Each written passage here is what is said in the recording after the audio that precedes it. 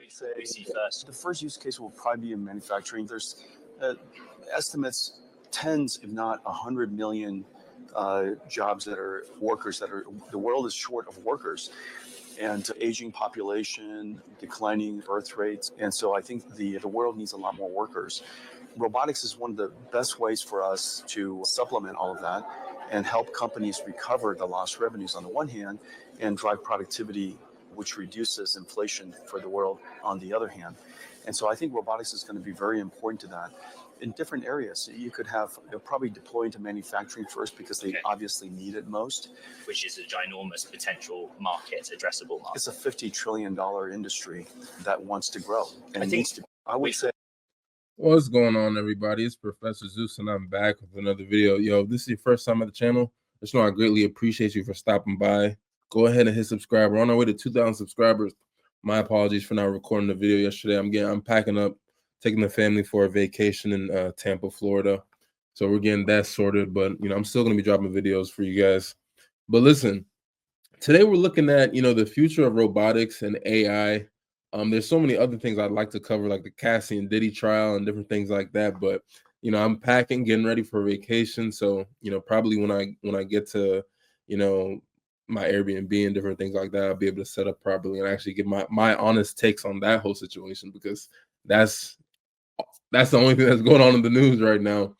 But I like to talk about Jensen Huang of NVIDIA, robotics and AI. And Jensen, I've talked about him before. I really appreciate this guy. He's extremely smart. He's extremely talented within this space, and I love his love for leather jackets as well.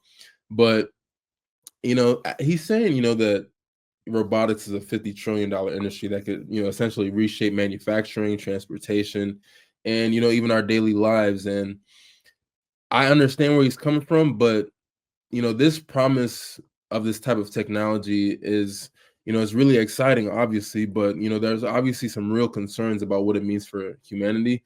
So I'm going to try to dissect it, try to break it down from just my own understanding of it, and try to give what I think is going on. So Jensen, he's been making waves with this prediction about robotics, and he's had certain events like Computex and CES 2025, and he's mentioned more than once that everything that moves will be robotic someday, and it will be soon. And he envisions kind of like a world where factories are essentially giant robots who orchestrate smaller robots that build products, many of which are themselves going to be robotic, right?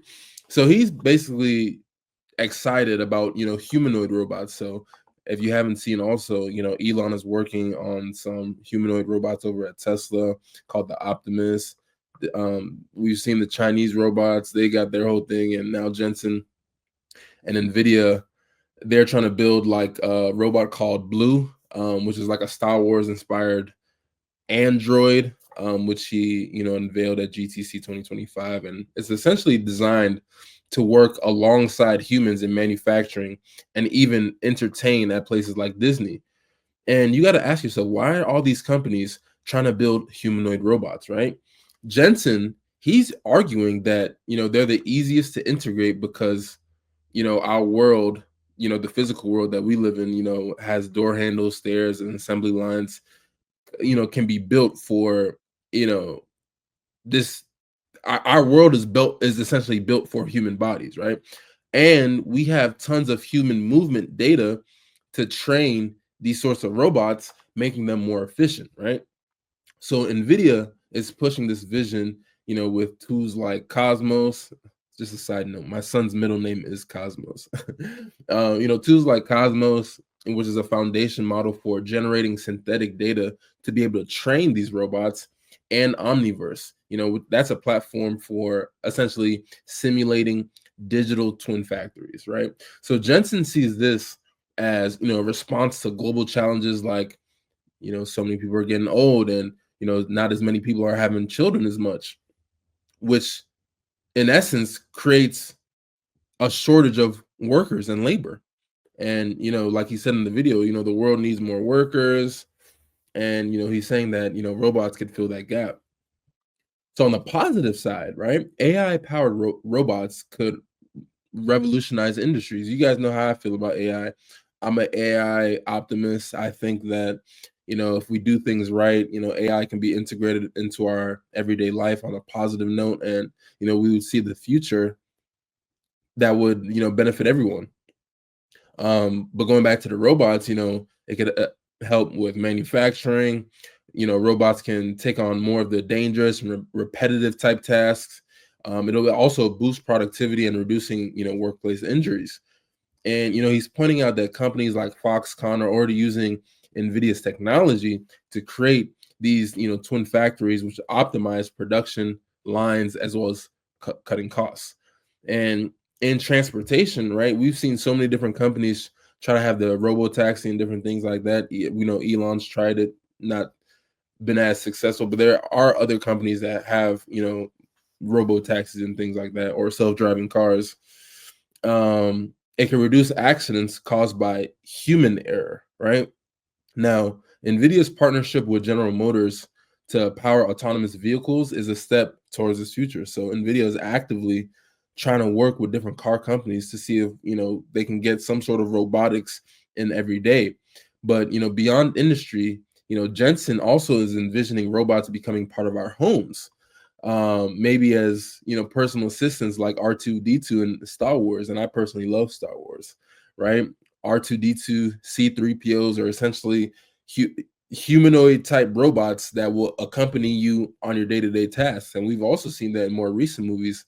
I won't even say more recent movies, but movies like iRobot, where they had the robot assistants, but we saw what happened with that and different things, So, but just imagine you having a robot assistant that costs about $10,000 to $20,000. They could be just as common as how everybody has a car. And AI robots could tackle global challenges like precision agriculture to help feed growing populations, or different technology to combat environmental crises. But at the same time, we see all these data centers being propped up, and now it's like AI actually causes a lot of pollution. So there has to be some different ways we have to look at these types of things. And again, Elon, his robot Optimus, and Tesla, they're sharing the same vision that Jensen has, right? Aiming for mass production by next year of all these humanoid robots. And for a lot of people, this is a huge leap towards efficiency, innovation, and solving the different problems. But we have to take a step back, right? Not everyone is gung ho on this whole idea of robots in the homes and different things like that. And the biggest issue is the contradiction with a lot of the promises of job creation, like President Trump has stated, and he's pushed for bringing factory jobs back to the United States.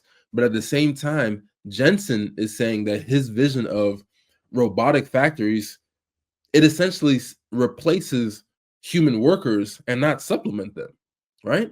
So if robots are taking over manufacturing, what happens to the millions of workers who are expecting these jobs, right?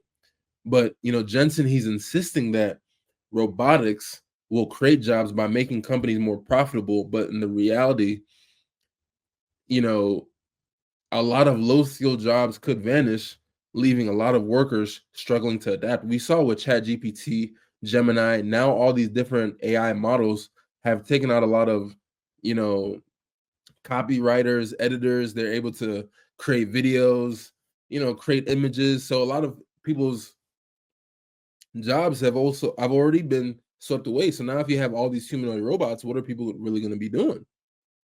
Right? And then there's the issue of dependence, right? Even with this AI boom, I'm taking a course in AI at my local mosque, right? My professor, he's stating that although I'm teaching you guys about AI, I feel like my daily use of AI is actually making me more dumb. He told this. I asked the question, and that's how he responded, right? But if robotics is designed to benefit big tech and not everyday people, what does that really look like, right? Some people are saying, that the real AI product isn't the intelligence aspect, but it's being dependent on AI, right? Companies like NVIDIA are building systems that require massive data centers and some supercomputers, which are going to be out of reach for most individuals. So you can run, your AI locally, but it's no match for the power of all these corporate servers that AI are going to run on, right? Even, the things like with quantum computing, right? And this is going to create a subscription-based model where you don't own AI, you're just renting it, which essentially tethering your relevance to corporate infrastructure, right? But remember, Elon, he's saying that everybody who's going to own these robots, everybody's going to rich, we're all going to be making so much money. How are we going to be making money if all these robots are taking people's jobs, man? Listen, I'm just trying to give you guys what's going on and context for you guys to think for yourselves, right? And then we have to look at the ethical angle, right? AI isn't being built to understand people, but to replace the parts of humanity that you don't want to pay, right? So algorithms are essentially aligned with shareholder value, not human needs or the soul, right?